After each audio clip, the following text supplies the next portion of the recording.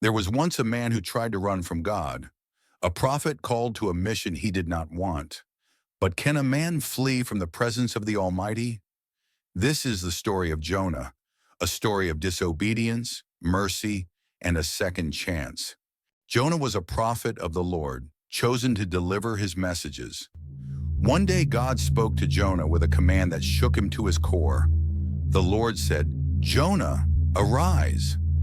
Go to the great city of Nineveh and cry out against it, for its wickedness has come up before me." However, Jonah did not want to go, and he complained, saying, Nineveh, that ruthless city? They don't deserve mercy. They are our enemies. Instead of obeying, Jonah did the unthinkable. He fled. He boarded a ship sailing in the opposite direction, hoping to escape God's call. But can a man outrun the Creator of the heavens and the earth? The Lord sent a great wind upon the sea, and a violent storm threatened to break the ship apart. The sailors, experienced men of the sea, were gripped by fear, but Jonah was asleep below deck, oblivious to the chaos above. The captain shook him awake. How can you sleep through this? Get up and pray to your God. Perhaps he will save us. Desperate to find the cause of their misfortune, the sailors cast lots, and the lot fell on Jonah. They turned to him for answers. Jonah confessed, "I am a Hebrew. I worship the Lord, the God of heaven, who made the sea and the dry land. I am running from him, and this storm is because of me."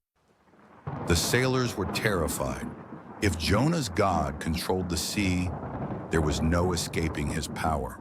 When they asked him what they should do, Jonah told them, Throw me overboard, and the sea will become calm. The sailors hesitated, unwilling to take a man's life, but the storm raged on. Finally, they cried out to Jonah's God for mercy, and with great reluctance cast him into the sea. And so Jonah found himself in the depths of the ocean, inside the belly of a great fish, where he remained for 3 days and 3 nights. From within the darkness, Jonah cried out, In my distress, I called to the Lord, and he answered me. From the depths of the grave, I cried for help, and you listened to my cry. Salvation comes from the Lord. and the Lord heard him. At God's command, the fish released Jonah, spitting him onto dry land.